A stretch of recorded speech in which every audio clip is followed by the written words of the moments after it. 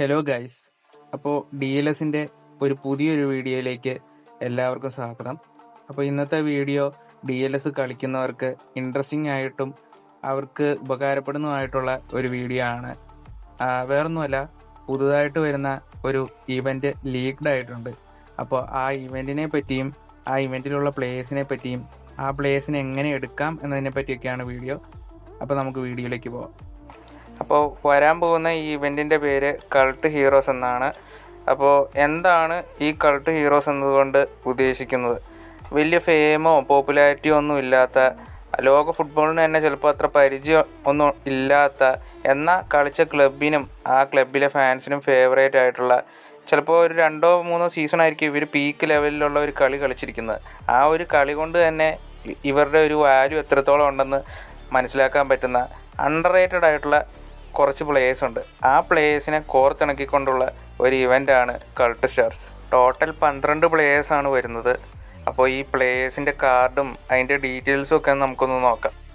Andre ഹെരേരയാണ് ഒരു card. Atletico മാഡ്രിഡിലും Manchester യുണൈറ്റഡിലൊക്കെ തകർപ്പൻ കളി കളിച്ചൊരു പ്ലെയറായിരുന്നു. പിന്നീട് PSG പോയി. അതിനുശേഷം ആളെപ്പറ്റി അങ്ങനെ വലിയ വിവരമൊന്നുമില്ല. പിന്നെയുള്ളത് സെർദാൻ ഷക്കീരിയുടെ ഒരു കാർഡാണ്.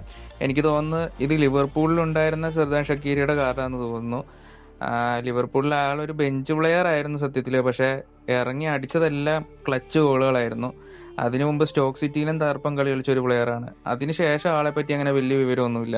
പിന്നെയുള്ളത് ഡെയിലി ബ്ലൈൻഡിൻ്റെ ഒരു കാർഡാണ്, സെൻറ്റർ ബാക്ക്. നിങ്ങൾക്ക് ശ്രദ്ധിച്ചാൽ മനസ്സിലാവും, ആ കാർഡിലൊരു ഇയർ കൊടുത്തിട്ടുണ്ട് 2019. ഇതിപ്പോൾ അയാക്സിൽ കളിച്ചിരുന്ന ഒരു ടൈമാണ്. ഇപ്പോൾ ഈ വർഷം കൊടുത്തിരിക്കുന്നത് വെച്ചാൽ ആ ഒരു ടൈമിലാണ് അവരൊരു പീക്ക് കളി കളിച്ചത്. എല്ലാ കാർഡിലും ഇതുപോലെ ഒരു വർഷം കൊടുത്തിട്ടുണ്ട്. ആ വർഷത്തിലാണ് അവർ ഏറ്റവും പീക്കായിട്ടുള്ള ഒരു ലെവലിൽ കളിച്ചിരുന്നതെന്ന് നമുക്ക് മനസ്സിലാക്കാൻ പറ്റുന്നത്. ഇതിപ്പോൾ എല്ലാവർക്കും അറിയാവുന്ന ഒരു പ്ലെയർ ആയിരിക്കും, വൊസീഞ്ഞ. ഈ ലോകകപ്പിൽ കളിച്ചൊരു പ്ലെയറാണ്. അപ്പോൾ ഇതാണ് കറൻ്റ്ലി ഉള്ള ഒരു കൾട്ട് സ്റ്റാറിന് ഒരു എക്സാമ്പിളാണ് ഈ വൊസീഞ്ഞ. കാരണം ഈ ഒരു വർഷമാണ് എല്ലാവർക്കും ഈ ഒരു പ്ലെയറിനെ പരിചയമുള്ളത്. ഈ ഒരു വേൾഡ് കപ്പിലാണ് ആളെ പരിചയമുള്ളത്. അപ്പോൾ ഇതിന് ശേഷം ഇനി ആളെ എത്രത്തോളം പരിചയം ഉണ്ടാവുമെന്നും എത്രത്തോളം ഇയാളുടെ മത്സരം നമുക്ക് കാണാൻ പറ്റുമെന്നൊന്നും ഉറപ്പുണ്ടാവില്ല. ഇപ്പോൾ കറൻ്റ്ലി ഉള്ള ഒരു കൾട്ട് സ്റ്റാറിന് എക്സാമ്പിളാണ് വൊസീഞ്ഞ. പിന്നെയുള്ളത് ഹക്കീം സിയച്ചിൻ്റെ കാർഡാണ്. 84 റേറ്റഡ് കാർഡാണ്. അയാക്സിൽ കളിച്ചുകൊണ്ടിരുന്ന ആ ഒരു ടൈമിലുള്ള ഒരു കാർഡാണ്. ആ ഒരു ടൈമായിരുന്നു അദ്ദേഹത്തിൻ്റെ ഒരു പീക്ക് ലെവൽ. അതിനുശേഷം പിന്നെ അദ്ദേഹത്തിനെ പറ്റി അധികം വലിയ പേരൊന്നും കേട്ടിട്ടില്ല. അടുത്തൊരു കാർഡ് ലോറൻസോ ഇൻസൈൻ്റെ കാർഡാണ്. 84 റേറ്റഡ് ലെഫ്റ്റ് വിങ് കാർഡാണ്. നപ്പോളിയുടെ ഒരു അണ്ടർ റേറ്റഡ് പ്ലെയറാണ്. വലിയധികം ആളുകൾക്കൊന്നും ഈ പ്ലെയറിനെ അറിയത്തില്ലായിരിക്കും. പക്ഷെ ഒരു പീക്ക് പ്ലെയറാണ്. മാത്രമല്ല എനിക്ക് ഭയങ്കര നൊസ്റ്റാൾജിക് ആയിട്ടുള്ളൊരു പ്ലെയറാണ്. വേറൊന്നും കൊണ്ടല്ല, DLS ഒരു 2018-19 ആ ഒരു ടൈമിൽ ഇൻസൈൻ്റെ കാർഡ് ഉണ്ടായിരുന്നു. അതിനുശേഷം പിന്നെ പുള്ളിയുടെ കാർഡൊന്നും വന്നിട്ടില്ല. ഇപ്പോഴാണ് ഇൻസൈൻ്റെ ഒരു കാർഡ് വന്നേക്കുന്നത്. അടുത്തൊരു കാർഡ് എന്ന് പറയുന്നത് 84 റേറ്റഡ് സെൻറ്റർ ബാക്ക് ആയിട്ടുള്ള ഒട്ടാമൻഡിയുടെ കാർഡാണ്.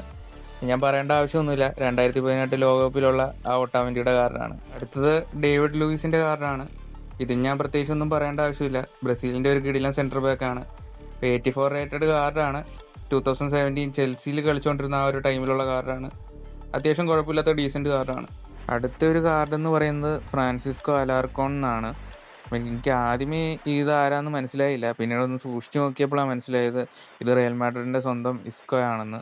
2017 റയൽ മാഡ്രിഡിൽ ലാ ലീഗയും ചാമ്പ്യൻസ് ലീഗും സൂപ്പർ കപ്പും ക്ലബ് വേൾഡ് കപ്പും എല്ലാം നേടിയ ടൈമിൽ ഒരു നിർണായക പ്ലെയർ ആയിരുന്നു ഇസ്കോ.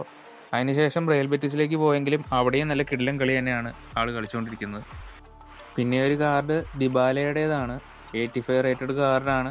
സെക്കൻഡ് സ്ട്രൈക്കറായിട്ട് ദിബാല യുവൻറ്റസിൽ കളിച്ചുകൊണ്ടിരുന്ന ആ ഒരു ടൈമിലുള്ള കാർഡാണ്. അടുത്തൊരു കാർഡ് ഡേവിഡ് ഡിഹയുടെ കാർഡാണ്. ഇപ്പോൾ പണ്ട് ഡ്രീം ലീഗൊക്കെ കളിച്ചുകൊണ്ടിരുന്നവർക്കറിയാം, ഡേവിഡ് ഡിഹയും ബുഫോണും ആയിരിക്കും അവരുടെ ടീമിലെ ഏറ്റവും പ്രധാനപ്പെട്ട ഗോൾ കീപ്പർ. പക്ഷേ ഇപ്പോൾ അങ്ങനെ ഡേവിഡ് ഡിഹയുടെയും ബുഫോണിൻ്റെയും കാർഡുകളൊന്നും അധികം ഡ്രീം ലീഗിലില്ല. അപ്പോൾ ഇതൊരു അത്യാവശ്യം നല്ലൊരു കിടിലൻ ഗോൾ കീപ്പറിൻ്റെ കാർഡാണ്. അപ്പോൾ ഈ ഇവൻറ്റിൻ്റെ ലാസ്റ്റ് കാർഡ് എന്ന് പറയുന്നത് പിയറി എമറിക് അബമേയങ്ങിൻ്റെ കാർഡാണ്.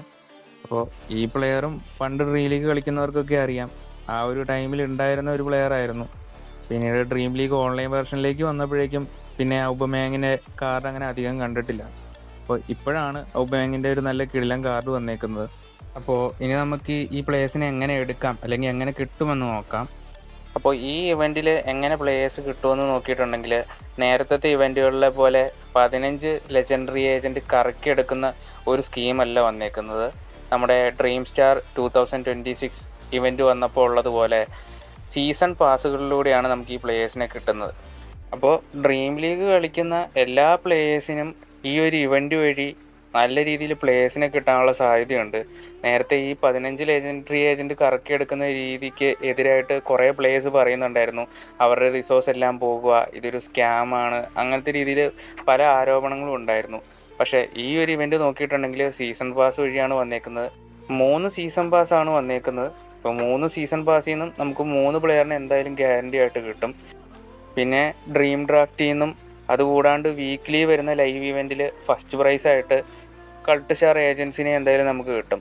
അങ്ങനെ അത്യാവശ്യം നമുക്ക് നല്ല രീതിയിൽ പ്ലേയേഴ്സിനെ ഈ ഇവൻറ്റ് വഴി കിട്ടും. നേരത്തെ പോലെ 15 ലെജൻഡറി ഏജൻറ്റ് കറക്കി നമ്മുടെ റിസോഴ്സസ് കളയേണ്ട ആവശ്യം ഈ ഇവൻറ്റിൽ വരുന്നില്ല. പിന്നെ ഇതിലൊരു ആകെ ഒരു നെഗറ്റീവ് എന്ന് പറഞ്ഞാൽ പ്രീമിയം ആയിട്ട് എടുക്കുന്നവർക്ക് ഒരു പക്ഷേ വളരെ വേഗത്തിൽ നേരത്തെ കിട്ടാനുള്ള ചാൻസ് ഉണ്ട്. അവർക്ക് നോർമൽ സീസൺ പാസിൽ നമുക്ക് ഒരു പ്ലെയറിനെ കിട്ടുള്ളൂ. പ്രീമിയം എടുത്തിട്ടുണ്ടെങ്കിൽ 2 പ്ലെയറിനെ കിട്ടും. എന്നാലും അത് വലിയ വിഷയമായിട്ട് വരുന്നൊന്നുമില്ല.